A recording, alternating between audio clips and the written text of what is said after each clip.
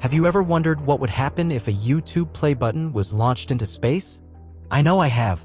As someone who's been fascinated by the cosmos for as long as I can remember, I'm always thinking about how everyday objects might behave in the alien environment of low Earth orbit.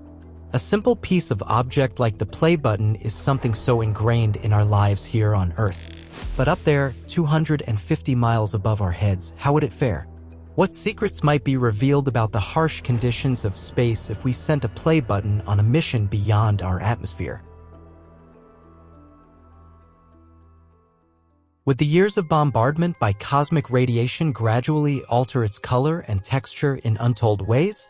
Could the extreme temperature swings from daylight to darkness cause unexpected structural changes? We know it's been done before by this British YouTuber, Jack Welch, when he sent Mr. Beast's 100 million play button to space. Unfortunately, it could only go so far before crashing back down to Earth. I wonder what would have happened if it had stayed just a little while longer.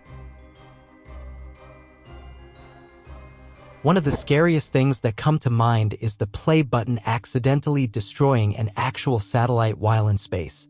We all know space is getting more and more crowded every year as we launch more spacecraft. Possibilities of the play button drifting off and crashing into a satellite floating along Earth's orbit is quite low.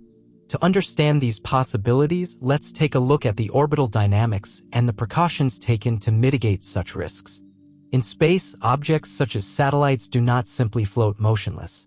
They are in a state of constant motion, circling the Earth at specific altitudes and speeds. The potential for a collision arises when these orbits intersect. However, the vastness of space is truly mind-boggling. Satellites are strategically placed in various orbits, and there are dedicated teams and agencies responsible for tracking and coordinating these objects to prevent collisions. The likelihood of an unplanned collision is exceedingly low, as stated earlier, thanks to precise calculations and vigilant monitoring. Nonetheless, the play button, if it remains in space, will follow an orbit, and its path could cross those of operational satellites. The risk, though small, is not entirely negligible. To mitigate this risk, space agencies and organizations follow specific protocols to adjust the orbits of satellites and space debris should a potential collision be detected. Unfortunately, the play button can't be maneuvered intentionally and would be subject to the gravitational forces and orbital mechanics, gradually altering its trajectory over time. This natural evolution of its orbit may reduce the risk of collisions with operational satellites. However, this process can take a considerable amount of time. So let's probably not count on that.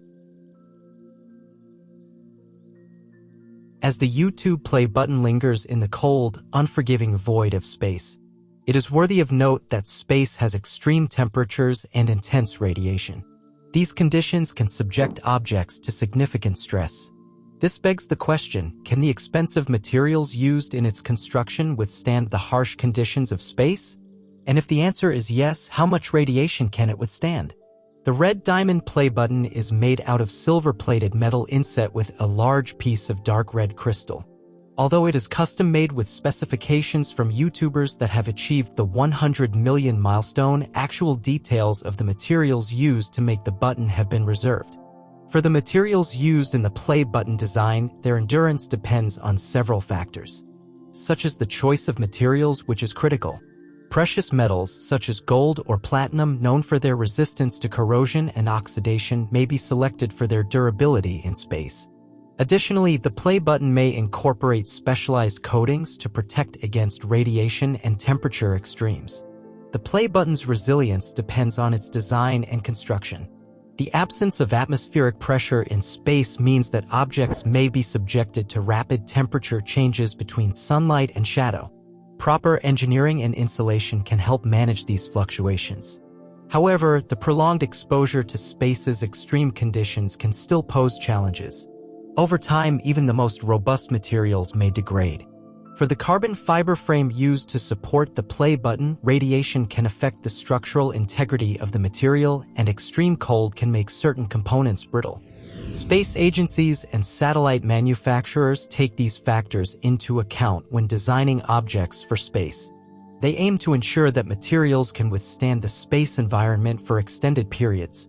In the case of a YouTube play button, its ability to endure in space would depend on the materials chosen and the design considerations. Without specific details on its construction, it's challenging to make a definitive assessment. But I'd sure love to know your thoughts. Do you think the play button can withstand the cold void of space? And for how long? Let us know in the comments below, and please consider giving this video a thumbs up if you're enjoying it so far. Space, although frigid in the cold void, transforms into an inferno in the sun's vicinity. The sun's surface temperature hovers around 5,500 degrees Celsius. However, when ventured closer to it, temperatures in the solar corona can exceed millions of degrees Celsius. This is one of the perils the play button may encounter, which is the unforgiving proximity to the searing heat of our nearest star, the sun. It is quite speculative, and one may wonder, can the material of this iconic trophy withstand the scorching temperatures when it drifts too close to the sun? Frankly, I feel it wouldn't survive at all, but science suggests otherwise. The play button's ability to endure such searing heat hinges on the materials used in its construction.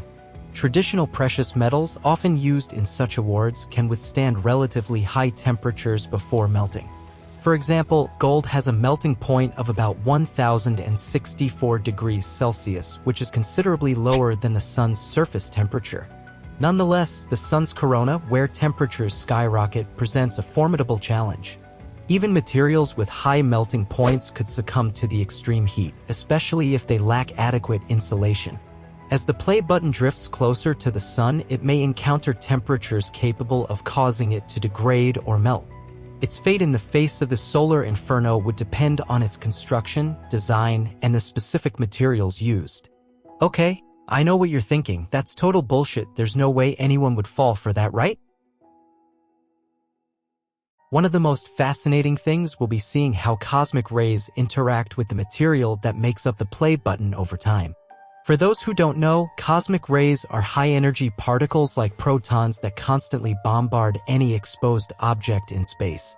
On Earth, we're protected by our magnetic field, which deflects most of these charged particles. But up in orbit, there's no such shielding.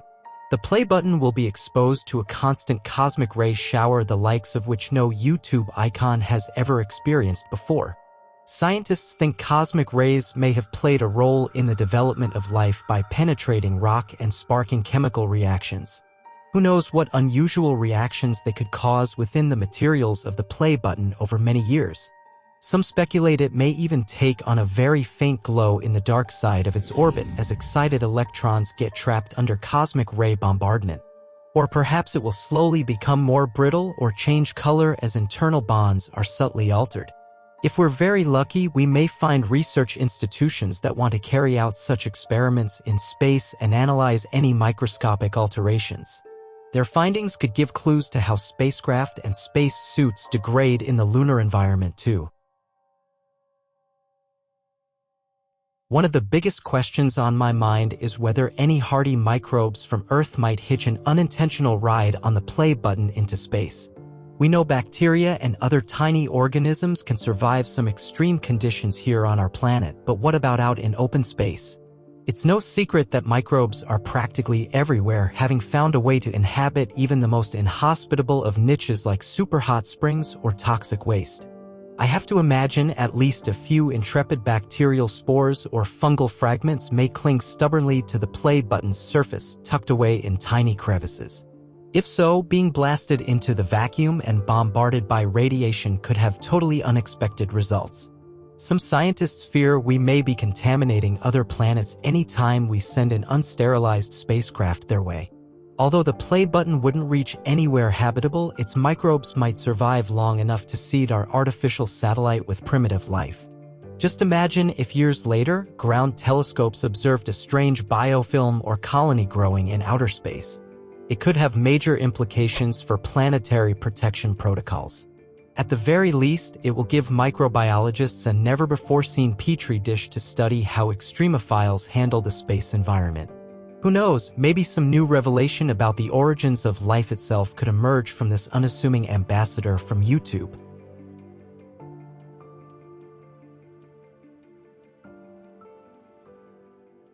If you enjoyed this video, please give it a thumbs up. Your support helps us reach more people with our content. Thanks for watching, and stay tuned for more updates.